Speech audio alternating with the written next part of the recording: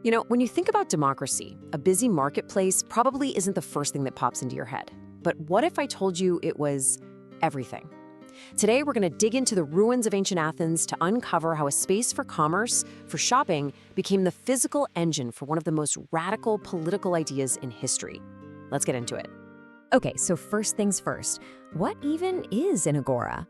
Well, the word itself, it's pronounced agora, is pretty simple. It just means an open place of assembly. It was the go-to spot in a city where everyone could get together for, well, pretty much anything, from big city announcements to getting ready for a war. But the agora in Athens, the one right below the Acropolis, man, it became something so much more profound. It was the absolute beating heart of the city, a place where business, big ideas, religion, and politics all just smashed together out in the open. You have to understand, this wasn't just a place, it was a full-blown experiment. And that brings us to the big question we're tackling today. How did this place, this combination of a mall and a town square, how on earth did it create the perfect environment for democracy to actually take root and flourish? Right, so to get that, we've got to look at the ground rules for this whole new system they were trying out. Athenian democracy was what we call a direct democracy. That means citizens voted on laws themselves. But, and this is a huge but, who actually counted as a citizen was, well, it was a very, very small club. Yeah, take a look at this. It really shows you what people power actually meant in Athens. We're talking a population of around 300,000 people, and out of all of them, only about 17%, just the male citizens, actually had any say in the government. The overwhelming majority, women, slaves, and the resident foreigners, they call them, medics, were totally shut out. And we can't ignore this. Their society relied on an enslaved workforce. It's a tough part of the story for sure, but it's crucial because that's what gave the male citizens the free time to actually do all this civic stuff. So for that small group who could participate, the government was basically set up on three main pillars. First, you had the assembly, the ecclesia. That was for every eligible guy over 20. It was the top dog, the main lawmaking body. Then there was the boule. This was a council of 500 citizens who decided what the assembly was going to talk about. And finally, you had the pridne. Think of them as a small executive team of 50 people who were basically running the government around the clock. The key takeaway here, this whole system was designed for people to be involved, like all the time. Now this is where it gets really wild. To stop any one person or group from getting too powerful, the Athenians used this amazing system called sortition. For a lot of jobs, like being on the boule, officials were just chosen by lottery. Seriously. Imagine a box full of beans. You pull out a white one, congratulations, you're in office. It's such a brilliant and simple way to show how much they valued fairness and how terrified they were of anyone grabbing power and holding on to it. And this whole vibe, this cultural pressure to participate, it was perfectly captured by the big shot Athenian statesman Pericles. In this super famous speech, he basically lays it all out. He says, in Athens, if you don't care about public affairs, you're not just harmless, you're useless. Ouch. So getting involved wasn't just something you could do, it was something you had to do. Being a good citizen meant being an active citizen. Okay, so you've got all these big ideas about how government should work. But where does it actually happen?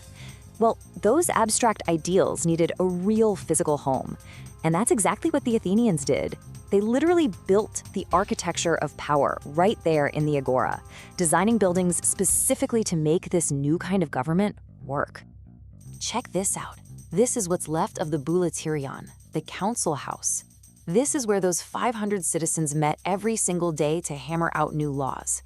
It was built for one reason, deliberation. So it's not just some random room. It was a tool for governing. It was democracy made out of stone. And right next door, you had this thing, the tholos. This was basically the 24/7 HQ for the government's executive committee. I mean, they ate here, they slept here, they were always on duty, ready for anything. What a powerful symbol, right? A government that literally never sleeps, always serving the people. The Agora wasn't just for official business, it was also for political messaging. They had these big bronze statues of two guys, Harmodius and Aristogiton, right in the middle of everything. They were called the Tyrantsides because they killed a tyrant's brother.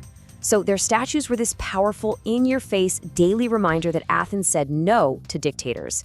It was a statement of their democratic values, literally cast in bronze for everyone to see. But look, the Agora was so much more than just government buildings. At its heart, it was a marketplace.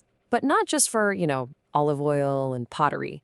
It was a marketplace for ideas, for arguments, for community itself. Yeah, think of it as the ultimate town square. It was the political nerve center, a shopping mall, an outdoor university, the spot to hang out with your friends, and a religious sanctuary, all in one place. It was this constant mixing of everything that made the Agora so electric, so alive. And this is the place that gave us Socrates. The guy didn't have a fancy lecture hall. His classroom was the Agora. You can just picture him, right? Wandering through the market, stopping a shopkeeper or a politician, and just hitting them with these deep questions about their beliefs. It's incredible. Western philosophy wasn't born in some quiet library.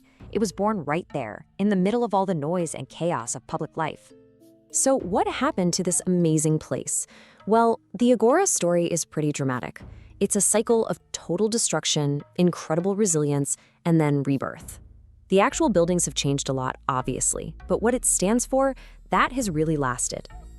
I mean, just look at this timeline. The Agora got completely leveled by the Persians back in 480 BCE, but then Pericles comes along and rebuilds it, even bigger and better. Then, centuries later, in 267 CE, it gets burned to the ground again by invaders. And yet through all that, the place was always the center of Athenian life. That just tells you how important it was to them.